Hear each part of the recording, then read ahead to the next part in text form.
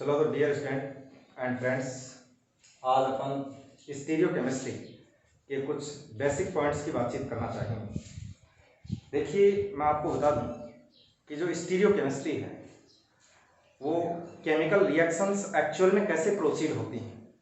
ठीक है ना, कि जैसे कोई रिएजेंट है वो रिएक्टेंट के ऊपर किस प्रकार से अटैक करेगा और अटैक करने से उस कंपाउंड की प्लेनरिटी के ऊपर क्या फर्क पड़ेगा, उसकी स्टीरियो केमिस्ट्री किस प्रकार से चेंज होगी, इन सभी बातों के ऊपर आज अपन बातचीत करने वाले हैं। तो देखिए, जो स्टीरियो केमिस्ट्री है वो आइसोमेरिज्म का एक पार्ट है। मतलब कि जो आइसोमेरिज्म है वो टू पार्ट की होती है।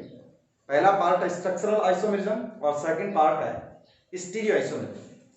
और स्टीरियो आइसोमेरिज्म का केमिस्ट्री की जिस ब्रांच के अंदर स्टडी किया जाता है उस ब्रांच को कहते हैं स्टीरियो केमिस्ट्री। तो देखिए, जो स्टीरियो केमिस्ट्री है वो क्या चीज है। मान लीजिए कोई कंपाउंड है आप लोगों के पास में, ये जैसे कोई कंपाउंड है और ये compound molecular formula and structural formula ऐसा है, तो क्या रखता है, सेम रखता है। बट 3D के अंदर स्ट्रक्चर भिन्न, 3D में स्ट्रक्चर्स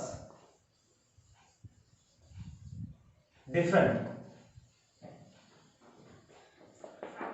ये आपके पास में कोई कंपाउंड है और ऐसे कई कंपाउंड हैं आपके पास में जिनके मोलिकुलर फॉर्मूले एंड स्ट्रक्चरल फॉर्मूले तो सेम है, बट स्पेस के अंदर उस कंपाउंड को अगर देखना चाहें, ठीक है ना, तो स्पेस के अंदर विभिन्न जो मतलब कि एटम्स हैं, ठीक है ना, उनकी स्पेस के अंदर मतलब जगह चेंज होने से कंपाउंड डिफरेंट स्ट्रक्चर शो करता है 3D के अंदर, नॉट मतलब कि 2D के अंदर। 3D के अंदर डिफरेंट स्ट्रक्चर शो करता है, तो वो जो स्ट्रक्चर आइसोमर है इन 3D फॉर्म वो कहलाते हैं एक दूसरे के स्टीरियो आइसोमर, और इस फिनोनिमा को बोलते हैं स्टीरियो आइसोमेरिज्म। मैं एक बार फिर से रिपीट कर देता हूं कि स्टीरियो जो कंपाउंड होते हैं जो स्टीरियो केमिस्ट्री शो करते हैं उनके मोलिकुलर फॉर्मूले स्ट्रक्चरल फॉर्मूले तो सेम होते हैं, बट अंतरिक्षीय विन्यास डिफरेंट होता है। कहने का मतलब यह है कि स्पेस के अंदर उनके जो स्ट्रक्चर्स हैं वो क्या होती हैं, डिफरेंट टाइप की होती हैं।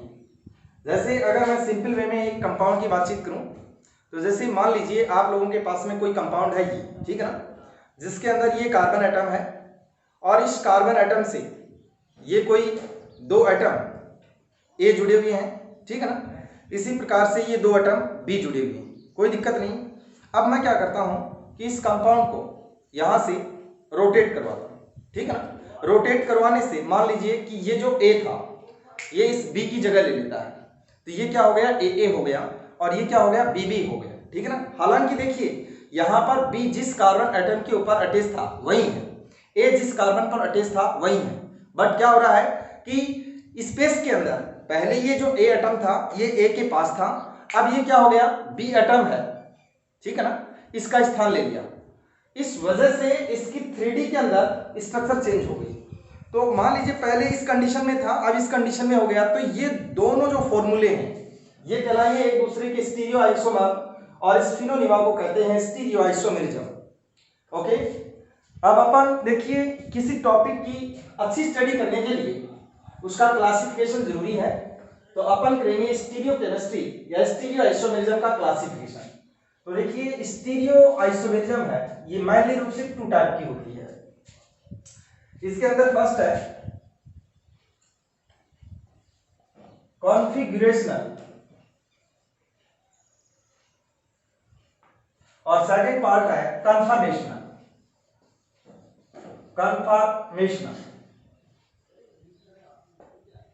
मतलब स्टीरियो आइसोमेरिज्म का पहला टाइप है कॉन्फिगरेशनल और सेकंड पार्ट है कन्फर्मेशनल, ठीक है ना।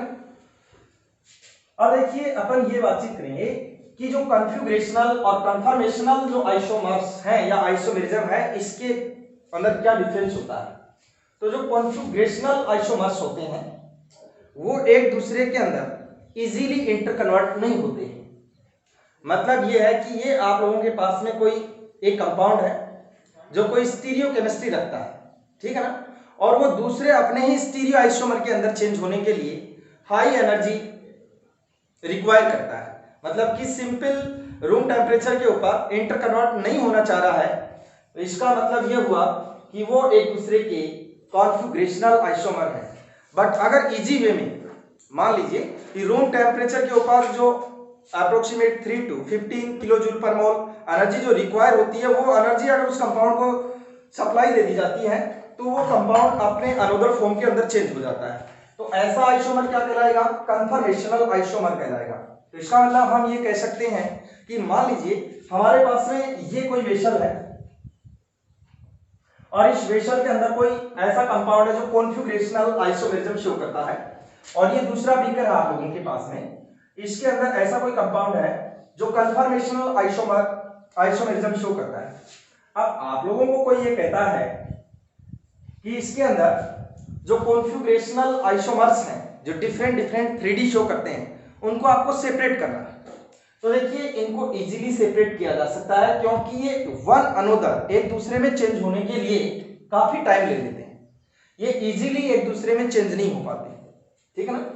अगर रूम टेम्परेचर की बातचीत की जाए तो रूम टेम्परेचर के ऊपर इनको आसानी से आइसोलेट किया जा सकता है, विलगित किया जा सकता है, अलग किया जा सकता है। बट अगर कन्फर्मेशनल आइसोमर्स की बातचीत की जाए तो जो कन्फर्मेशनल आइसोमर हैं, अगर इनके लिए आपको ये कहा जाता है कि इनको आप सेपरेशन कर सकते हैं या नहीं कर सकते हैं, तो इनको रूम टेम्परेचर के ऊपर आप इजीली सेपरेटेड कर सकते हैं, वो सॉरी नहीं कर सकते हैं, इनको कर सकते हैं, इनको किया जा सकता है, जबकि इनको एट रूम टेम्परेचर पर सेपरेट नहीं किया जा सकता। मतलब लिख देता हूं सेपरेट, इनको सेपरेट किया जा सकता है और इनको सेपरेट नहीं किया जा सकता, ठीक है।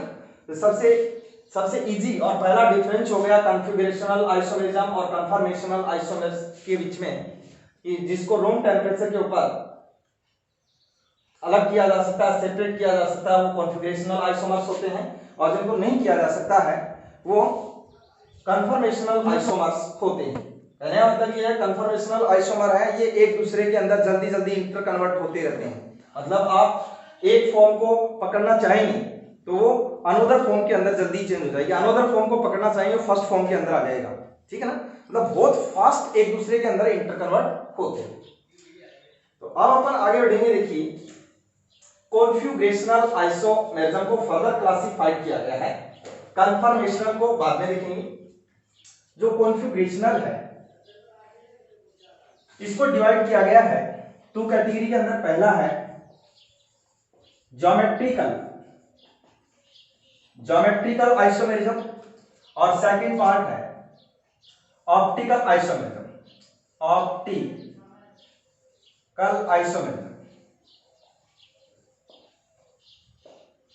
तो देखिए अब अपन ये देखेंगे ज्योमेट्रिकल आइसोमर या ज्योमेट्रिकल आइसोमेरिज्म कौन से कंपाउंड शो करते हैं, ठीक है ना। तो देखिए ज्योमेट्रिकल आइसोमेरिज्म के बारे में अपन कुछ पॉइंट्स की बातचीत करेंगे।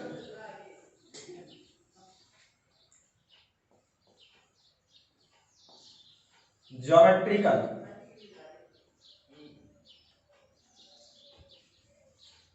आइसोमेरिज्म,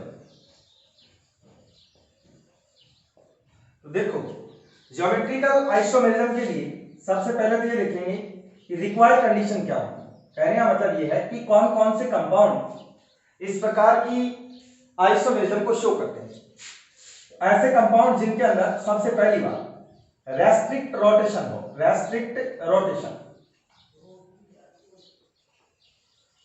मतलब कि इजीली रोटेशन पॉसिबल नहीं हो, ठीक है ना। अब इजी रोटेशन और रेस्ट्रिक्ट रोटेशन क्या होता है इसको समझ लीजिए। मान लीजिए ये आप लोगों के पास में कोई एक बोर्ड है और इसके पैरेलल ही आपके पास में दूसरा बोर्ड है। इनको अगर आप किसी छड़ के द्वारा दोनों को पिरो लेते हैं, मतलब कि एक पोरस इसमें कर दिया और एक बारीक पोरस इसमें कर दिया, ठीक है ना।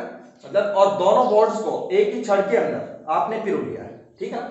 अब देखिए इन दोनों को अगर रोटेशन करवाना चाहिए तो ये इजीली क्या करेंगे, रोटेशन करेंगे। जैसे इस प्रकार से आसानी से क्या करेंगे, रोटेशन करेंगे। ठीक है ना। एक सिंपल सा एग्जांपल, जैसे छोटे बच्चे हैं, वो जैसे सूल होती है किसी पौधे की, ठीक है ना, उसके अंदर जैसे किसी पौधे की पत्ती से मतलब फिरकी बना लेते हैं और फिरकी को जैसे उस सूल में डालकर और हवा में करते हैं तो फ्री घूमता है, ठीक है ना। तो इस प्रकार का रोटेशन पॉसिबल होता है, इसको बोलते हैं फ्री रोटेशन, इसको बोलते हैं फ्री रोटेशन, फ्री रोटेशन। अब रेस्ट्रिक्ट रोटेशन की बातचीत करेंगे। रेस्ट्रिक्ट रोटेशन क्या होता है? मान लीजिए आपने एक और फोर्स कर दिया और इसके अंदर भी एक कॉइल डाल दिया। अब देखिए अगर इसको रोटेट करवाना चाहेंगे तो ये रोटेट नहीं हो पाए। अगर रोटेट करवाना चाहते हैं आप लोग तो इस कंपाउंड को आपको रोटेट करवाने के लिए इस बॉन्ड को ब्रेक करना पड़ेगा। ये बॉन्ड ब्रेक होगा और फिर इसका आप लोग जो डाउन पार्ट है उसको अप में और अप पार्ट उसको डाउन में ले जाएंगे। तो इस प्रकार का जो रोटेशन है वो कहलाता है रेस्ट्रिक्ट रोटेशन। तो सबसे पहली बात तो ये कि कंपाउंड के अंदर मस्ट बी प्रेजेंट, हाँ भाई, रेस्ट्रिक्ट रोटेशन। और सेकंड इज क्या है वो देखिए, सेकंड है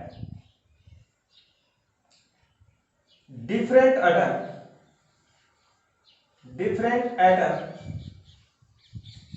or group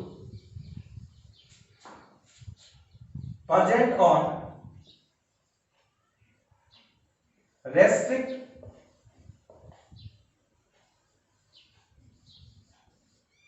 rotate atom, मतलब कि जिन एटम्स के बीच में आप रेस्ट्रिक्ट रोटेशन कर रहे हैं, मतलब पूरे कंपाउंड की बातचीत नहीं कर रहे हैं, पूरा कंपाउंड कितना बड़ा है, ठीक है ना। आप लोग कंपाउंड के कौन से जो सिरे हैं, एंड्स हैं, ठीक है ना, उनको आप पकड़कर रेस्ट्रिक्ट रोटेशन करवा रहे हैं, उनके ऊपर डिफरेंट ग्रुप प्रेजेंट होने चाहिए। अगर उनके ऊपर डिफरेंट ग्रुप प्रेजेंट है तो वो ज्योमेट्रिकल आइसोमेरिज्म शो करे। तो सबसे पहली बात रेस्ट्रिक्ट रोटेशन होना चाहिए प्रेजेंट कंपाउंड में, और दूसरी बात क्या है, डिफरेंट एटम और group present on restrict rotate atom, जो मतलब कि जिन एटम्स के ऊपर जो ग्रुप जुड़े हुए हैं वो क्या होने चाहिए, डिफरेंट होने चाहिए।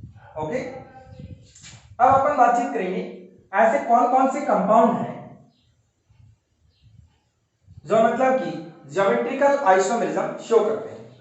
तो इसके अंदर देखिए कुछ बेसिक्स की बातचीत करें तो अपन तीन प्रकार के कंपाउंड यहां पर ले सकते हैं। पहला टाइप है एल्कीन्स, पहला कंपाउंड है एल्कीन्स। सेकंड कंपाउंड है साइक्लो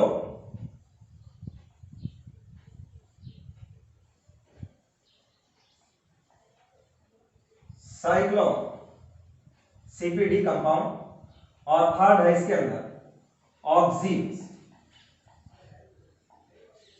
तो देखो डियर स्टूडेंट, मैं फिर से रिपीट करना चाहूंगा कि ज्योमेट्रिकल आइसोमेरिज्म कोई कंपाउंड शो करेगा या नहीं करेगा, तो चेकआउट करने के लिए क्या करेंगे कि कंपाउंड के अंदर रेस्ट्रिक्ट रोटेशन है या नहीं है। पहली बात तो ये चेक करेंगे। दूसरी बात क्या चेक करेंगे कि जिन एटम्स के बीच में रेस्ट्रिक्ट रोटेशन करवा रहे हैं उनके ऊपर डिफरेंट ग्रुप प्रेजेंट है या नहीं है। ये सब चेक करने के बाद में अपन एग्जांपल ले रहे हैं कि ज्योमेट्रिकल आइसोमेरिज्म है वो किस प्रकार के कंपाउंड शो करते हैं, अर्थात किन कंपाउंड्स के अंदर ज्योमेट्रिकल आइसोमेरिज्म की अपन स्टडी करेंगे। तो वो है अपने एल्कीन्स, साइक्लो कंपाउंड्स और ऑक्सीन्स। तो देखिए सबसे पहले अपन समझेंगे एल्कीन्स के अंदर ज्योमेट्रिकल आइसोमेरिज्म किस प्रकार से शो होती है। देखो ज्योमेट्रिकल आइसोमेरिज्म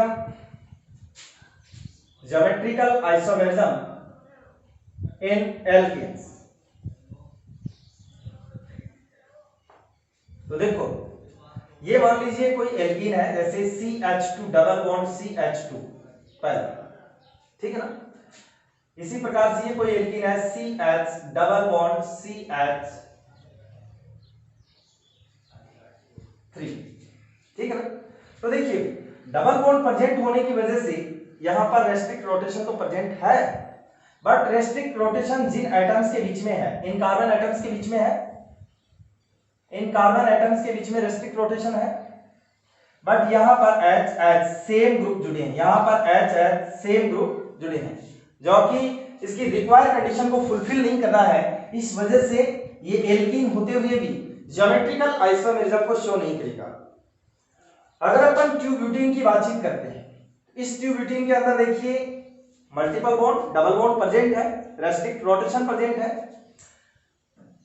ऐसे अब इस कार्बन के ऊपर एक ग्रुप तो H है, दूसरा CH3 है, इसी प्रकार से इसके ऊपर एक ग्रुप H है और दूसरा ग्रुप CH3 है। तो देखिए ये और ये दोनों डिफरेंट, ये और ये दोनों डिफरेंट और रेस्ट्रिक्ट रोटेशन भी प्रेजेंट है। इट मींस ये कंपाउंड ज्योमेट्रिकल आइसोमेरिज्म शो करेगा, और ज्योमेट्रिकल आइसोमेरिज्म शो करेगा तो पहला टाइप तो इसका ये हो जाएगा, और दूसरा इसमें रेस्ट्रिक्ट रोटेशन करवाएंगे तो ये H ये CH3 और इसको रोटेट करवा दिया तो ये ऊपर और ये नीचे, ठीक है ना। तो ये दोनों क्या है भी एक दूसरे के ज्योमेट्रिकल आइसोमर्स हैं। ये जो ज्योमेट्रिकल आइसोमर है इसको क्या कहेंगे, और ये है इसको क्या कहेंगे। तो देखिए जब सेम ग्रुप सेम साइड में प्रेजेंट है, मतलब कि HH same group same side में प्रेजेंट है, CH3 सेम साइड में प्रेजेंट है, तो ऐसा होने से इस आइसोमर्स को बोला जाता है सिस आइसोमर बोला जाएगा। इसको क्या बोला जाएगा, समपक्ष आइसोमर। इसका नाम होगा सिस टू ब्यूटीन। और अगर इस कंपाउंड के अंदर बातचीत करें तो इसमें सेम ग्रुप डिफरेंट साइड में प्रेजेंट है, मतलब एक दूसरे के अपोजिट डायरेक्शन के अंदर प्रेजेंट है, तो इसे कहेंगे विपक्ष या ट्रांस टू ब्यूटेन। ठीक है, आगे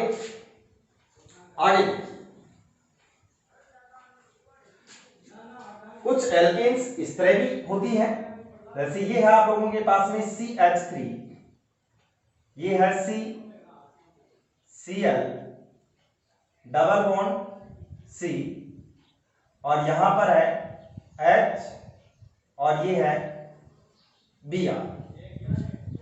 तो देखिए भाई इस कंपाउंड के अंदर डबल बॉन्ड प्रेजेंट है, सबसे पहले तो ये देखना है, मतलब रेस्ट्रिक्ट रोटेशन प्रेजेंट है। उसके बाद में देखना है इस कार्बन के ऊपर डिफरेंट ग्रुप होने चाहिए, CH3 Cl डिफरेंट ग्रुप है, इस कार्बन के ऊपर डिफरेंट ग्रुप है H और Br, तो इसका मतलब ये ज्योमेट्रिकल आइसोमेरिज्म शो करेगा, और शो करेगा इसकी दो फॉर्म होंगी। उन दोनों फॉर्म के स्ट्रक्चर्स बना लेते हैं, जैसे ये C डबल बॉन्ड C और यहां पर जुड़ा हुआ है CH3 और ये Cl और इधर अटैच है आपके पास में H और ये Br। अगर इसको रेस्ट्रिक्ट रोटेशन करवाएंगे तो ये हमारे पास में प्राप्त होगा C और यहां पर CH3 और ये Cl, ये Br इस बार इधर और ये H। अब समझो, अब इस फॉर्म को क्या कहेंगे और इस फॉर्म को क्या कहेंगे आप लोग। देखिए यहां डिफरेंट है, यहां डिफरेंट है, बट इन दोनों में कोई भी कॉमन नहीं है, मतलब कि ऐसा ग्रुप नहीं है, सेम ग्रुप नहीं है जो सेम साइड में प्रेजेंट है। इसलिए इस प्रकार के जो आइसोमर्स हैं उनको नाम दिया जाता है EZ। क्या नाम दिया जाता है, E फॉर्म और Z फॉर्म। मतलब कि E है वो ट्रांस टाइप होता है और जो Z फॉर्म है वो सिस टाइप होता है। अब यहां पर इसका कैसे पता लगाएंगे कि सिस टाइप है या Z टाइप है, ठीक है ना। तो यहां पर देखिए जो ग्रुप्स हैं इनको according to high atomic weight numbered करेंगे। तो देखिए इसके अंदर Cl है, इसका कार्बन से हाई एटॉमिक वेट होता है, इस वजह से इसको 1 नंबर, इसको 2 नंबर, इसी प्रकार से इसको 1 नंबर, इसको 2 नंबर, इसी प्रकार से इसको 1, इसको 2 और ये 1 और ये 2। अब यहां पर ग्रुप नहीं देख रहे हैं, यहां पर नंबर देख रहे हैं आप। अगर सेम नंबर सेम डायरेक्शन में तो सिस टाइप का होगा, और सिस का मतलब होगा Z आइसोमर। तो देखिए सिस टाइप है इसलिए कहेंगे इसको Z आइसोमर, और ये जो कंपाउंड है ये क्या हो जाएगा, एंटीजन या E आइसोमर। क्या हो जाएगा, एंटीजन या E आइसोमर। नेक्स्ट अपन बातचीत करेंगे जो साइक्लो कंपाउंड्स है उनके, साइक्लो कंपाउंड्स के अंदर साइक्लो CPD के अंदर ज्योमेट्रिकल आइसोमेरिज्म की बातचीत करेंगे। इसमें सबसे सिंपल एग्जांपल ले रहे हैं अपन, जैसे ये है आप लोगों के पास में, हाँ 1,2-डाइमिथाइल साइक्लो साइक्लोप्रोपेन। कंपाउंड है आपके पास में 1,2 डाइमिथाइल साइक्लोप्रोपेन। तो देखो जो साइक्लो कंपाउंड है उसकी स्ट्रक्चर बनाते हैं। इसकी स्ट्रक्चर बनाएंगे तो आप लोगों के पास में ये स्ट्रक्चर प्राप्त होगी इसकी। ये साइक्लोप्रोपेन हो गया और इसकी 1 और 2, मान लीजिए ये 1, ये 2 और ये 3, तो 1 और 2 के ऊपर मिथाइल ग्रुप, ये CH3 और ये CH3। कोई दिक्कत नहीं, आपको पता होना चाहिए इस कार्बन की वैलेंसी को पूरा करेंगे तो यहां पर एक हाइड्रोजन एटम ऑलरेडी प्रेजेंट है। आप इसी कंपाउंड की स्ट्रक्चर ऐसे भी तो बना सकते हैं। भाई देखिए आप समझिए इस चीज को, क्या है कि ये जैसे साइक्लोप्रोपेन है, इस साइक्लोप्रोपेन का ये 3 नंबर कार्बन है, ये 1 नंबर कार्बन है और ये 2 नंबर कार्बन है। मतलब कि इस तरीके से एक प्लेन के अंदर है साइक्लोप्रोपेन की रिंग, ठीक है ना। अब इस रिंग की ये जो 1 और 2 पोजीशन है इसके ऊपर मिथाइल ग्रुप प्रेजेंट है, लेकिन यहां ये नहीं कहा गया है कि मिथाइल ग्रुप ऊपर प्रेजेंट है दोनों ही, या दोनों नीचे प्रेजेंट है, या एक ऊपर एक नीचे प्रेजेंट है। तो मैंने एक बार तो क्या कर दिया, दोनों को ही नीचे प्रेजेंट कर दिया, और दूसरी कंडीशन में क्या करूंगा, एक मिथाइल ग्रुप को ऊपर और दूसरे मिथाइल ग्रुप को नीचे। देखो यहां पर देखिए रेस्ट्रिक्ट रोटेशन प्रेजेंट है। रेस्ट्रिक्ट रोटेशन कैसे प्रेजेंट है, कई स्टूडेंट ऐसे देख रहे हैं कि यहां पर इस और इस कार्बन के बीच में भी सिंगल बॉन्ड है तो फ्री रोटेशन हो जाना चाहिए। तो देखिए जैसे ही आप यहां पर फ्री रोटेशन करवाना चाहेंगे तो देखिए ये जो बॉन्ड है ये यहां पर इस कार्बन से अटैच है, इस वजह से फ्री रोटेशन पॉसिबल नहीं है। और इन दोनों एटम्स के बीच में आप जिस रोटेशन की बातचीत कर रहे हैं तो इन दोनों एटम्स के ऊपर डिफरेंट ग्रुप भी प्रेजेंट है, तो दोनों कंडीशन फुलफिल हो रही है। इसका मतलब ये हुआ कि ये कंपाउंड क्या शो कर रहा है, अभी ज्योमेट्रिकल आइसोमेरिज्म शो कर रहा है, जिसकी एक फॉर्म ये है जिसमें दोनों ही ग्रुप सेम साइड में है, और एक फॉर्म ये है जिसमें दोनों ही ग्रुप डिफरेंट डायरेक्शन के अंदर। अगर सेम डायरेक्शन में होते हैं तो आपको मैंने बताया था सिस, ये जो नाम है इसके आगे क्या लगा देंगे और सिस, और इसके अंदर डिफरेंट साइड में है तो इसको क्या कहेंगे बेटा, ट्रांस। ओके, तो देखिए इससे आगे की जो स्टीरियोकेमिस्ट्री है उसको नेक्स्ट वीडियो के अंदर लेंगे जल्दी ही। अगर यहां तक का जितना भी आपको बताया है अगर अच्छा लगा तो आप लोग वीडियो को लाइक शेयर एंड सब्सक्राइब करें, और अगर यहां कोई दिक्कत हुई हो तो उसके लिए मुझे जो मेरे से बड़े गुरुजन्स हैं वो मुझे सजेशन करें, और बाकी जैसे स्टूडेंट लोग हैं ये इसको ठीक से समझें, और जहां अगर दिक्कत हुई हो तो उसको रिपीट करने के लिए कमेंट बॉक्स के अंदर कमेंट कर सकते हैं। थैंक्स।